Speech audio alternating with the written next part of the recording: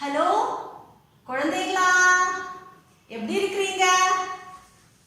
9ஆம் கிளாஸ் குழந்தைங்க எல்லாருமே ஆர்வமா அடுத்தது படிக்கிறது என்ன அப்படிங்கிறத ரொம்ப ரொம்ப இன்ட்ரெஸ்டோடு புஸ்தகமும் கையுமா உட்கார்ந்துக்கிட்டு இருக்கிறீங்க. ரொம்ப நல்லா எனக்கு தெளிவா தெரியும். எல்லா டீச்சர்மார்களும் சொல்றாங்க குழந்தைங்க ரொம்ப நல்லா அற்புதமா படிக்கிறாங்க, ஒர்க் ஷீட்ஸ் எல்லாம் கரெக்டா அனுப்பிச்சு கொடுக்குறாங்கிறதெல்லாம் எனக்கு உங்க டீச்சர்ஸுங்க எல்லாம் சொல்றது உண்டு. நாங்க எல்லாரும் ஃப்ரெண்ட்ஸுங்க தானேடா. சரி, நம்ம என்ன பாடம் படிச்சு கொடுக்குறோம்னு சொல்லுங்க பார்க்கலாம். என்னது? 4ஆம் பாடமா அல்லது 3ஆம் பாடமா? எந்த பாடம் சொல்லுங்க பார்க்கலாம். ஞாபகம் இருக்கான்னு ஒன்று சொல்லட்டும். 4ஆம் பாடம் படிக்கிறோம். ஆற்றலுக்காக சுவாசிப்போம் இல்லையா? 4ஆம் பாடமாக படிக்கிறது ஆற்றலுக்காக சுவாசிப்போம் அப்படிங்கிற பாடம் நம்ம படிச்சுக்கிட்டு இருக்கிறோம். நம்மளுடைய மனித சுவாச மண்டலத்தை பத்தி எல்லாம் நம்ம டீட்டெயிலா படிச்சாச்சு இல்லையா? எல்லாரும் நோட்டெல்லாம் எழுதினீங்களா? ஒர்க் ஷீட் கொடுத்ததெல்லாம் எழுதினீங்களா? ஆக்சிஜன் எவ்வாறு வாயு வெளிமண்டலத்துல இருந்து எப்படி நம்மளுடைய நுரையீரல் வர போகுதுங்கிறத நீங்க புரிஞ்சுக்கிட்டீங்களா? அதையெல்லாம் கரெக்டா எழுதி வச்சிருக்கிறீங்களா? இனி ஆக்சிஜன் இருக்கணும் இல்லையா? அப்பதானே செல் சுவாசம் நடக்கும். செல் சுவாசத்தை எத்தனை கட்டங்களாக பிரிக்க முடியும்? கரெக்ட். கிளைகாலிசிஸ், கிரெப்ஸ் சுழற்சி. கிளைகாலிசிஸ்க்கு ஆக்சிஜன் தேவையா? வேண்டாம், ஆக்சிஜன் தேவை கிடையாது. ஆனா கிரெப்ஸ் சுழற்சிக்கு ஆக்சிஜன் ரொம்ப ரொம்ப தேவை. கிளைகாலிசிஸ் எங்க நடக்குது? செல்லுல இருக்கிற சைட்டோபிளாசத்துல நடக்குது. அப்போ கிரெப்ஸ் சுழற்சி எங்க நடக்கும்? மைட்டோகாண்ட்ரியால நடக்குது. சரி, கிளைகாலிசிஸ்ல குளுக்கோஸ்க்கு என்ன நடக்குது? என்ன அற்புதமா சொல்றீங்கடா. குளுக்கோஸ் பைருவிக் அமிலமாக மாறுது. யாரோ ஒருத்தன் சொல்ற 2 ஏடிபின்னு சொல்றான். 2 ஏடிபி ஆற்றல் உற்பத்தி ஆகுது இல்லையா? இப்ப கிரெப்ஸ் சுழற்சியில இந்த பைருவிக் அமிலம் பல பல வினைகளுக்கு உட்பட்டு கார்பன் டை ஆக்சைடு, தண்ணீர், எத்தனை ஏடிபி சொல்லி பார்க்கலாம். 28 ஏடிபி இல்லையா? டோட்டலா அப்படி 30 ஏடிபி நமக்கு கிடைக்குது இல்லையா? சரி, அப்போ எவ்வளவு முக்கியமானது ஆற்றல் உற்பத்தி, ஆக்சிஜன் எல்லாம் எவ்வளவு முக்கியமானதுங்கிறது உங்களுக்கு புரிஞ்சுதா? இனி இந்த நம்ம ஆக்சிஜனை கொண்டு போற ஒரு ஆள் இருக்கிற ரத்தத்துல யார் அந்த ஆக்சிஜன் எடுத்துக்கிட்டு போற ஆளை சொல்லுங்க பார்க்கலாம். அந்த ரத்தத்துல கரெக்ட் ஹீமோகுளோபின். ஹீமோகுளோபின் ஆக்சிஜன் கூட சேர்ந்து ஆக்சி ஹீமோகுளோபின் ஆகுது இல்லையா? அதெல்லாம் ஞாபகம் இருக்க படிச்சதெல்லாம் கரெக்ட். ஆண்களுக்கு 100 ml ரத்தத்துக்கு எத்தனை ஹீமோகுளோபின் இருக்கணும் சொல்லுங்க பார்க்கலாம். 15 கிராம். பெண்களுக்கு 100 ml ரத்தத்துக்கு எத்தனை இருக்கணும்? 13 கிராம் இருக்கணும் இல்லையா?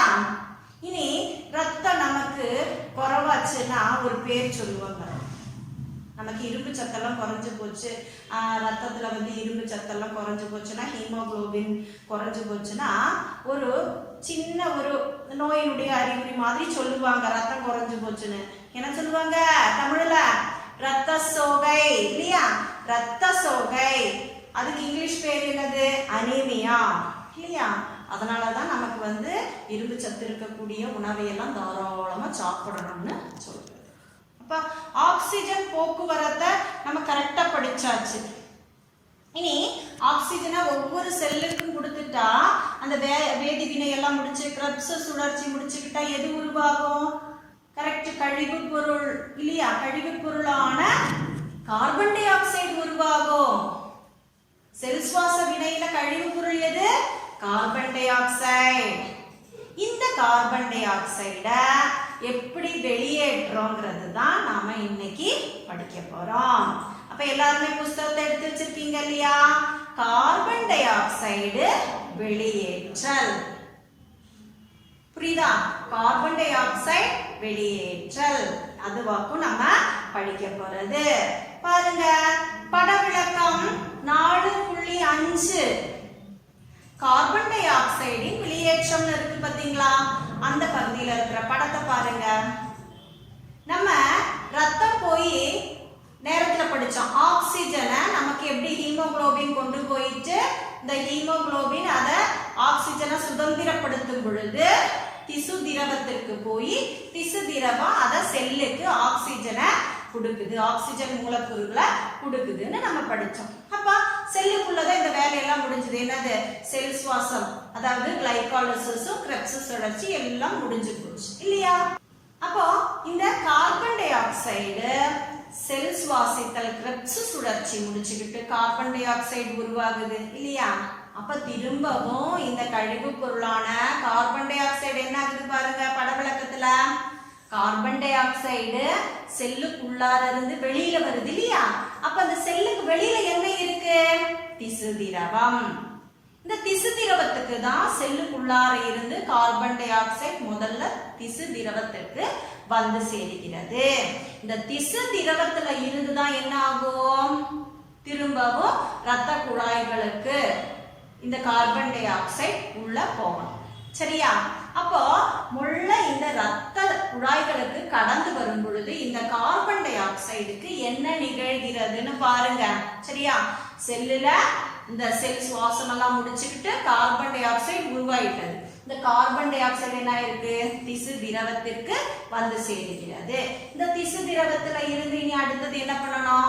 ரத்தத்திற்கு கொண்டு செல்ல வேண்டும். ரத்த குழாய்களுக்கு கிடைக்கிறது. இந்த ரத்த குழாயில பாத்தீங்கன்னா இந்த கார்பன் டை ஆக்சைடு ஒரே மாதிரி கொண்டு போகாது. ஒரு 3 விதத்துல 3 டைப்ல கொண்டு போகுது. ஒரு 7 விழுக்காடு, சரியா, 7 விழுக்காடு கார்பன் டை ஆக்சைடு ரத்தத்துல நம்ம போன 3ஆம் பாடத்துல பிளாஸ்மான்னு ஒண்ணு படிச்சோம் இல்லையா? ரத்தத்துல இருக்கக்கூடிய நீர்ம பகுதியான பிளாஸ்மா கூட கரைஞ்சிட்டது. புரியுதா?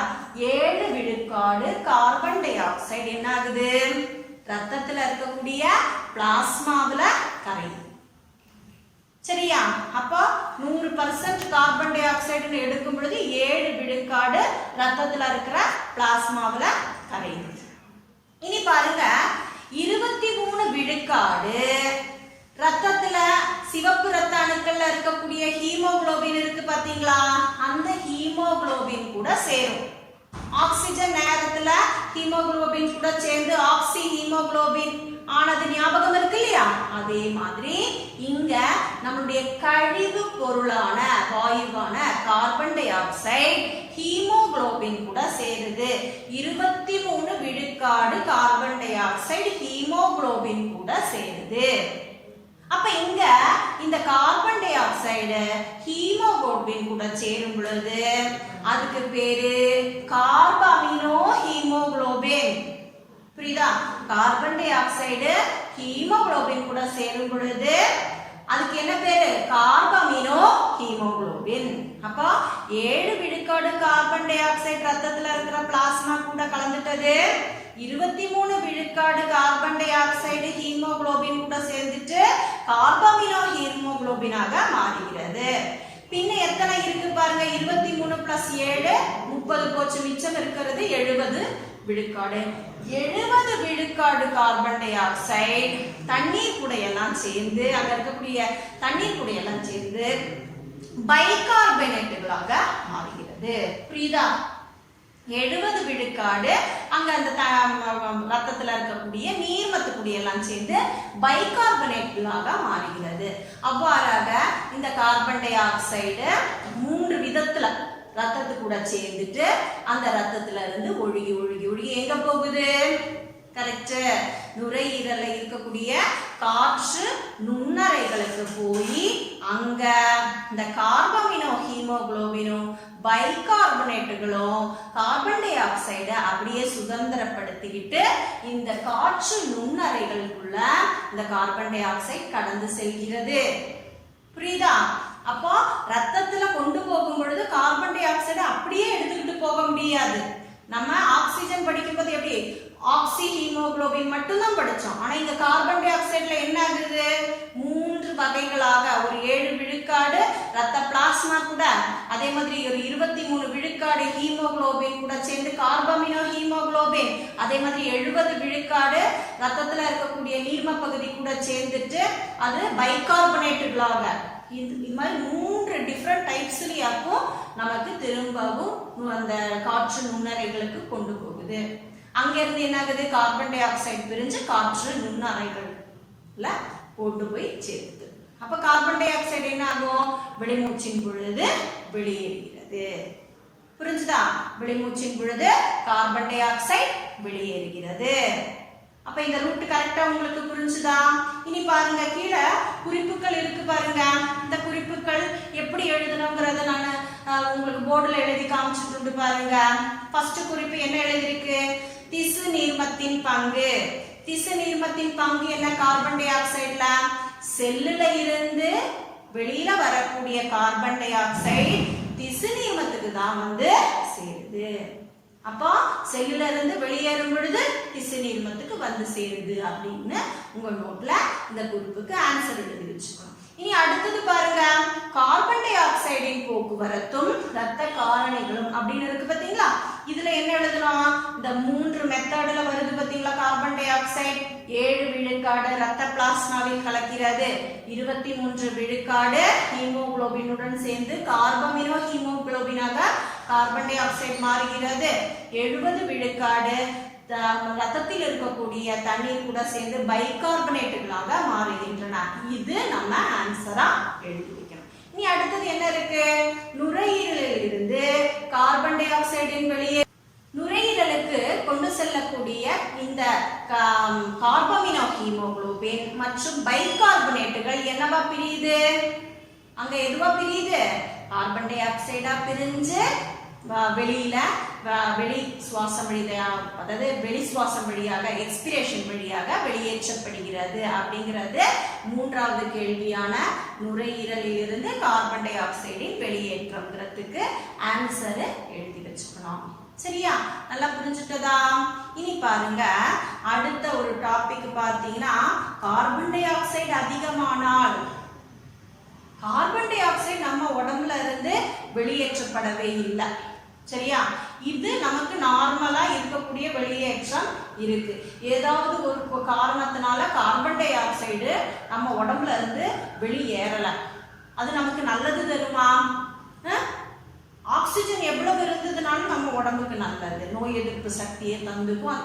ஆக்சிஜன் எவ்வளவு நிறைய இருக்கோ அவ்வளவு நமக்கு நல்லது. ஆனா கார்பன் டை ஆக்சைடு அதிகமாச்சுன்னா நல்லதா? ரொம்ப ரொம்ப பேராபத்துல போய் முடிஞ்சிடும். எப்படி பேராபத்துன்னு சொல்லுங்க பார்க்கலாம். இந்த கார்பன் டை ஆக்சைடு நம்ம உடல்ல இருக்கக்கூடிய ரத்தத்துல இருக்கக்கூடிய தண்ணி கூட சேரும் பொழுது என்ன ஆகும் தெரியுமா? கார்பானிக் அமிலமாக மாறும். கார்பன் டை ஆக்சைடு பிளஸ் தண்ணீர் என்னவாகும்? கார்பானிக் அமிலமாக மாறும். இது நல்லதா? நம்ம உடம்புல அமிலத்தன்மை அதிகமாகும்.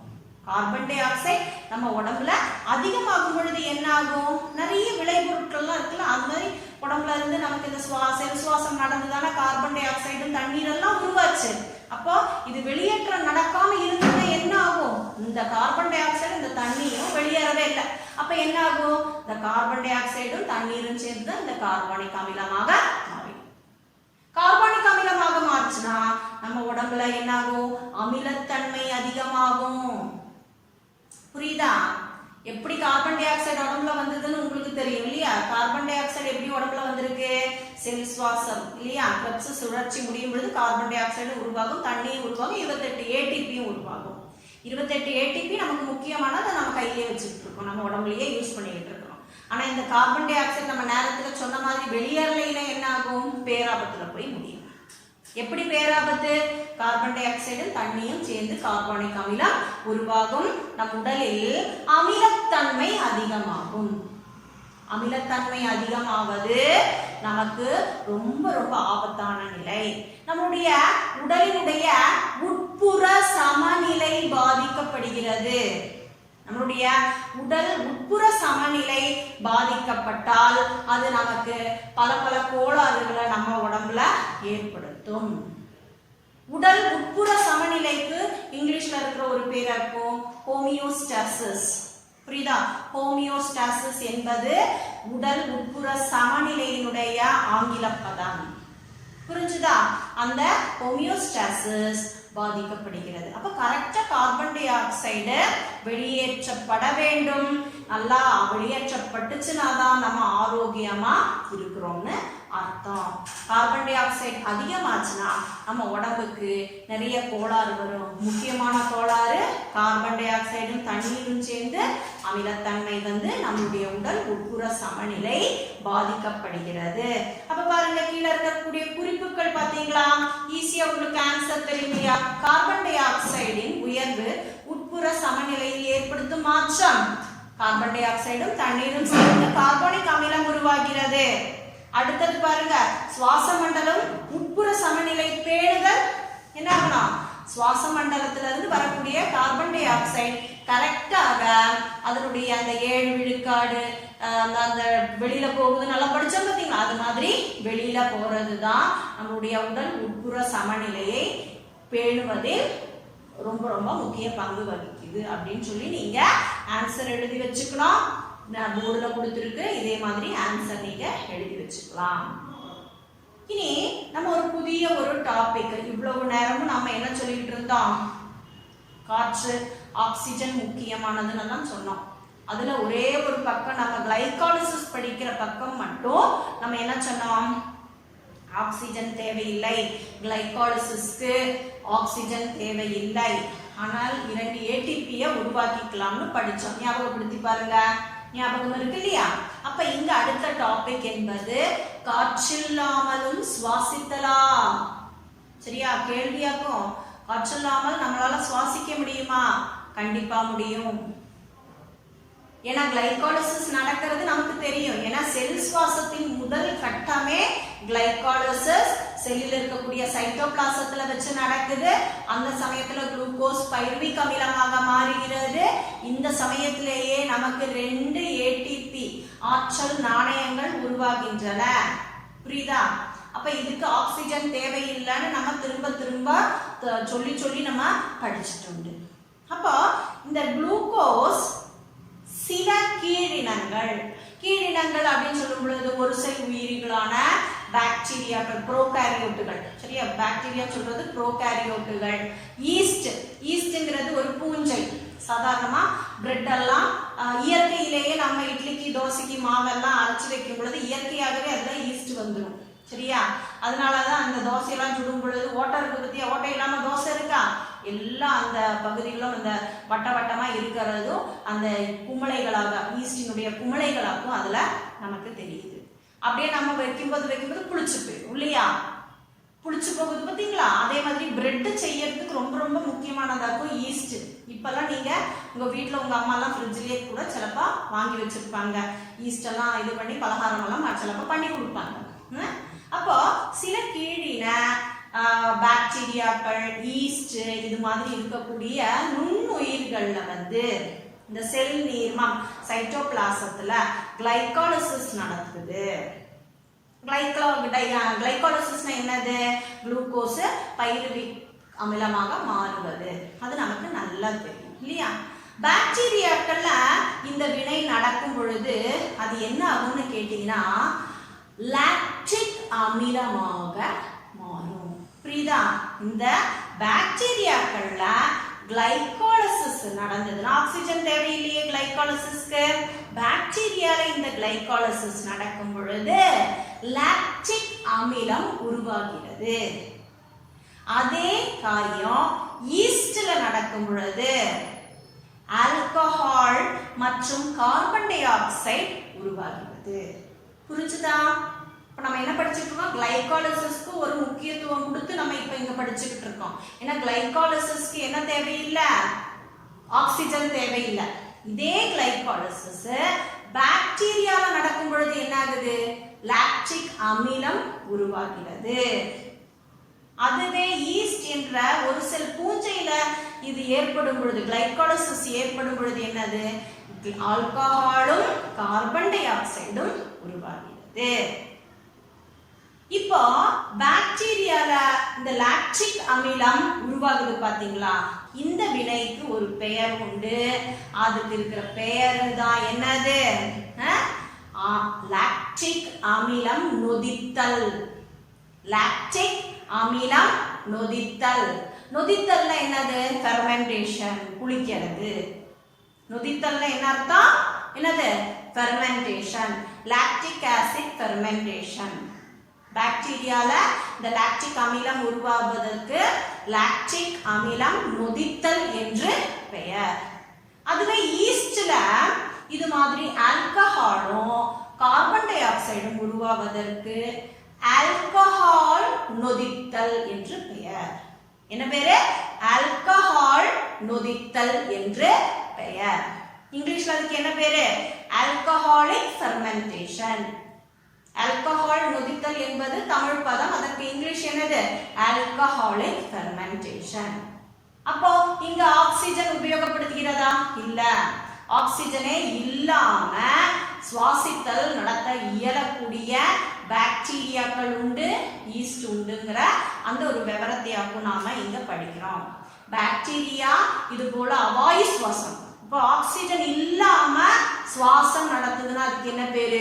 அவாயு சுவாசம். நம்ம புஸ்தகத்தில் எழுதிட்டு இல்ல, பாக்டீரியா அதாவது ஆக்சிஜன் இல்லாமல் சுவாசித்தல் நடந்தால் அதற்கு பேர் அவாயு சுவாசம்.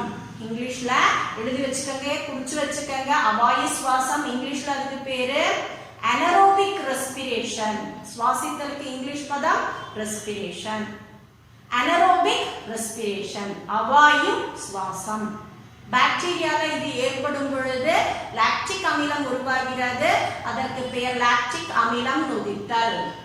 ஈஸ்ட்ல இது போல நொதித்தல் ஏற்படும் பொழுது, அவாயு சுவாசம் ஏற்படும் பொழுது ஆல்கஹால் மற்றும் கார்பன் டை ஆக்சைடு உருவாகிறது. நம்மளுடைய திரையிலேயும் இருக்கு பாருங்க, அதுக்கு பேரு ஆல்கஹாலிக் நொதித்தல். ஆல்கஹால் நொதித்தல், ஆல்கஹாலிக் ஃபெர்மெண்டேஷன். இப்ப நல்லா விளக்கமா புரிஞ்சிருக்கும்னு நினைக்கிறேன். இனி அடுத்தது பாருங்க, படவிளக்கம் 4.6 முடிச்சுட்டு அடுத்த ஒரு படவிளக்கம் 4.7ல நொதித்தல் அப்படின்னு இருக்கு பாத்தீங்களா? இங்க ரொம்ப ஈஸியா உங்களுக்கு புரியுற மாதிரி ஈஸ்ட் ஆல்கஹாலையும் கார்பன் டை ஆக்சைடையும் உற்பத்தி செய்கிறது. அதனாலதான் நமக்கு மாவாரச்சு, இட்லி, தோசை, ஆப்பம் எல்லாம் நம்ம செஞ்சுக்கிறோம். அதே போல பாருங்க, இங்க இந்த லாக்டோபெசிலஸ் என்ற ஒரு பாக்டீரியா, தயிர் உரைக்கி எல்லாம் வருது பார்த்தீங்களா? தயிரை நம்ம என்ன பண்ணுவோம்? பாலுல கொஞ்சம் தயிரை நம்ம உரைக்கி விடும் பொழுது அது குளிக்குது இல்லையா? இது மாதிரி ஏற்படுத்தி லாக்டிக் அமிலத்தை உருவாக்குறோம். அந்த லாக்டிக் அமிலம் உருவாகும் பொழுதுதான் தயிர் ஃபார்ம் ஆகுது. அப்போ இந்த லாக்டிக் அமிலம் நொதித்தலும் அதே போல ஆல்கஹால் நொதித்தலையும் தான் நம்ம என்னன்னு படிக்கிறோம்? அவாயு சுவாசம். எழுதி வச்சுக்கிட்டீங்களா? அனரோபிக் ரெஸ்பிரேஷன் எழுதி வச்சுக்கிட்டீங்களா? Anaerobic respiration. இதுக்கு இன்னொரு பேர் என்னது? நொதித்தல். நொதித்தலுக்கு இங்கிலீஷ் பேர் என்னது? ஃபெர்மெண்டேஷன். எழுதி வச்சாச்சா நீங்க? இனி கீழே இருக்கக்கூடிய குறிப்புகள் பாருங்க. குறிப்புகள்ல என்ன நடக்கு எழுதிருக்கு பாருங்க. ஈஸியா இருக்கும். முதல் 2 குறிப்பு ரொம்ப ரொம்ப ஈஸி. தயிராகும் பொழுது நிகழ்கின்ற நொதித்தலும் நுண் உயிர்களும் பாருங்க. தயிராகும் பொழுது என்ன நடக்குது? எப்படி நொதிக்குது பாருங்க. லாக்டோபெசிலஸ் என்ற பாக்டீரியா லாக்டிக் அமிலத்தை உற்பத்தி செய்கிறது. இந்த நொதித்தலுக்கு என்ன பேரு? லாக்டிக் அமிலம் நொதித்தல் அப்படின்னு நீங்க ஆன்சர் நோட்ல எழுதி வச்சுக்கணும். இனி அடுத்தது பாருங்க, மாவு புளித்து போவதற்கு பின்னால் உள்ள வினை எது அப்படின்னு கேக்குறாங்க. மாவு எப்படி புளிக்குது? எஸ், ஈஸ்ட் என்ற நுண்ணுயிர் ஆல்கஹால் கார்பன் டை ஆக்சைடு இத உற்பத்தி செய்யும் பொழுது இந்த நொதித்தலுக்கு ஆல்கஹால் நொதித்தல், ஆல்கஹாலிக் ஃபெர்மெண்டேஷன் என்று பெயர். இரண்டுமே அவாயு சுவாசம், அனரோபிக் ரெஸ்பிரேஷன். எழுதி வச்சுக்கிட்டீங்களா? இனி அடுத்தது பாருங்க, நொதித்தலுக்கான நம்ம புத்தகத்துல எங்கேயுமே இல்லடா, நொதித்தலுக்கான ஒரு நடைமுறை வரையறை, ஒரு விரிவு, ஒரு விளக்கம். சரியா? நடைமுறை வரையறைய கொடுக்க சொல்றாங்க. அப்ப நம்ம அந்த நடைமுறை வரையறைய இங்க கொடுத்துட்டு பாருங்க. நொதித்தல் என்பது ஒரு வளர்சிதை மாற்றமாகும். சரியா? நொதித்தல் என்பது ஒரு வளர்சிதை மாற்றமாகும். இதில் ஒரு உயிரினம், அந்த உயிரினம் பாக்டீரியாவா இருக்கலாம், ஈஸ்டா இருக்கலாம். அது எதுல வினை புரியணும்? ஒண்ணு கார்போஹைட்ரேட்ல. சரியா? கார்போஹைட்ரேட்னு சொல்லும் பொழுது அதுல மாபொருளும் வந்துரும், சர்க்கரையும் வந்துரும். கார்போஹைட்ரேட் சொல்லும்போது அதுல என்னென்ன இருக்கு? கார்போஹைட்ரேட்ல சர்க்கரை உள்ள கூறுகளும் இருக்கு, அதே போல மாபொருளும் இருக்கு, ஸ்டார்ச்சும் இருக்கு, சுகரும் இருக்கு. இதை எதை வேணும்னாலும் என்ன மாத்தலாம்? ஆல்கஹாலாகவோ லாக்டிக் அமிலமாகவோ மாற்றலாம். லாக்டிக் அமிலமாகவோ அல்லது ஆல்கஹாலாகவோ மாற்றக்கூடிய வினையை தான் என்னன்னு நம்ம சொல்றோம்? நொதித்தல். அப்ப நம்ம ஒரு வரையறைய எழுதியாச்சு. போர்டு பார்த்து கரெக்டா எழுதி வச்சுக்கோங்க, நோட்ல எல்லாம் எழுதி வச்சுக்கோங்க. சரியா? இனி இந்த அவாயு சுவாசத்துல ஆற்றல் உற்பத்தி ஆகுதா? ஆற்றல் உற்பத்தி ஆகுதா? கண்டிப்பா உற்பத்தி ஆகுது. அப்ப நீங்க இப்போ படிக்கும்போது என்ன நினைச்சுப்பீங்க? பாக்டீரியாலையும் ஈஸ்ட்லயும் தான் இந்த ஒரு அவாயு சுவாசம் நடக்குதுன்னு நீங்க நினைச்சிருப்பீங்க இல்லையா? அப்ப நமக்கு எதுவும் நடக்கிறது இல்லையா? கண்டிப்பா நடக்கும். நம்ம உடல்லையும் சில சமயத்துல அசைக்காம வச்சுக்கிட்டோம் வைங்க, எங்கேயோ நம்ம அப்படியே ஒரே இடத்துல அசையாம உட்கார்ந்துட்டு இருக்கோம். கொஞ்சம் முடியும் பொழுது என்ன ஆகும்? அங்க ரத்த ஓட்டம் எல்லாம் கொஞ்சம் குறையும் இல்லையா? ரத்த ஓட்டம் குறையும் பொழுது ஆக்சிஜனை கொண்டு போகக்கூடிய வேகம் எல்லாம் கொஞ்சம் குறையும் இல்லையா? அந்த சமயத்துல நம்மளுடைய உடல்லையும் லாக்டிக் அமிலம் உற்பத்தி ஆகும். நம்மளுடைய உடல்லையும் என்ன உற்பத்தி ஆகும்? லாக்டிக் அமிலம் உற்பத்தி ஆகும். இங்க கிளைகாலிசிஸ் நடந்து குளுக்கோஸ் பைருவிக் அமிலமாக மற்றும் அதுக்கு ஆக்சிஜன் தேவையா? தேவையில்லை. அந்த சமயத்துலதான் நமக்கு விருத்து போகுது. சரியா? தரிச்சு போகுது, விருத்து போகுது நல்லா சொல்லுவோம் பாத்தீங்களா? நம்ம உடல்லேயும் இது போன்ற லாக்டிக் அமில உற்பத்தி அவாயு சுவாசம் சில நேரங்களில் நடைபெறுகிறது. உங்களுக்கு புரிஞ்சுதா? சில நேரங்களில் மட்டும்தான் இது நடக்குது. அசைக்காம ஒரு பக்கம் வச்சிருக்கும் பொழுது அதெல்லாம் நமக்கு கொஞ்ச நேரம் அசையாம ஒரு இடத்துல உட்காருங்கன்னு சொன்னா நம்ம காலெல்லாம் விருது போயிடும் இல்லையா? பின்ன நம்ம அசையும் போது என்ன ஆகும்? அதெல்லாம் சரியாயிடும். புரியுதா? இனி அன்றாட வாழ்க்கையில பாத்தீங்கன்னா நம்ம இந்த நொதித்தல் வினைய வச்சுட்டு நிறைய காரியங்கள் நம்ம சுத்தி நடக்குது. நம்ம எல்லாத்துக்குமே பலகாரம் சாப்பிட ரொம்ப ரொம்ப பிடிக்கும். பேக்கரியில போயிட்டு பிரெட் வாங்குவோம், பன்னு வாங்குவோம் இல்லையா? அப்ப இதுலயெல்லாம் ஈஸ்ட் உபயோகப்படுத்துறது. பல பல அன்றாட வாழ்க்கையில பெரிய பெரிய தொழிற்சாலைகள் எல்லாம் இந்த நொதித்தல் என்ற வினையை பயன்படுத்தி கொண்டு நம்மளுடைய நாட்டுக்கு தேவையான என்னது இந்த இதெல்லாம் இருக்கு பார்த்தீங்களா? மிருகங்களுடைய தோல் பதப்படுத்தல், இந்த இண்டஸ்ட்ரியில எல்லாம் இந்த நொதித்தல் என்ற இந்த வினையை பயன்படுத்துறாங்க. இது நம்ம ஒரு பணிமனை நம்ம ஆசிரியருடைய உதவியுடன் நம்ம ஸ்கூல்ல இருந்து நம்ம செஞ்சிருப்போம். வர்க்ஷாப், பணிமனைனா வர்க்ஷாப் நம்ம செஞ்சு உங்களை கொஞ்சம் கூட ஆக்டிவா நம்ம இதுல எல்லாம் செய்வோம். ஆனா நீங்க இப்ப வீட்டுல இருக்கிறதுனால ஒரு காரியம் பண்ணுங்க.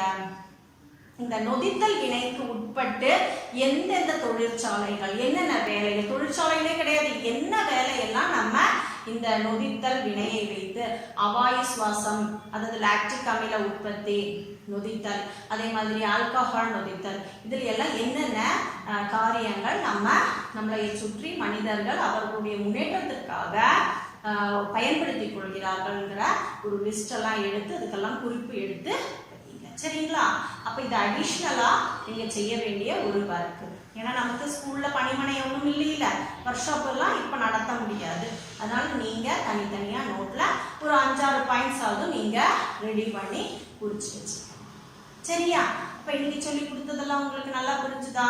நம்ம என்னென்ன படிச்சோம்? கார்பன் டை ஆக்சைடு எவ்வாறு நுரையீரல் வழியாக வெளியேறுகிறது, அது நம்ம படிச்சோம். பின்ன நொதித்தல் என்றால் என்ன, நொதித்தல் என்றால் என்னங்கிறதுல என்னென்ன படிச்சோம்? வாயு சுவாசம் இல்லையா? அனரோபிக் ரெஸ்பிரேஷன்னா என்னென்ன படிச்சோம். அதே மாதிரி லாக்டிக் அமிலம் நொதித்தல் என்றால் என்னென்ன படிச்சோம். ஆல்கஹால் நொதித்தல் என்றால் என்னென்னலாம் படிச்சோம் இல்லையா? நல்ல கிளாஸ் இல்லையா? சூப்பரா இருந்ததா? எல்லாரும் நல்ல பிள்ளைங்களா நோட்டெல்லாம் எழுதி வச்சுக்காங்க. ரொம்ப அதிவேகத்தில் நம்ம அடுத்த ஒரு செக்ஷன் பார்ப்போம். சரியா? பை.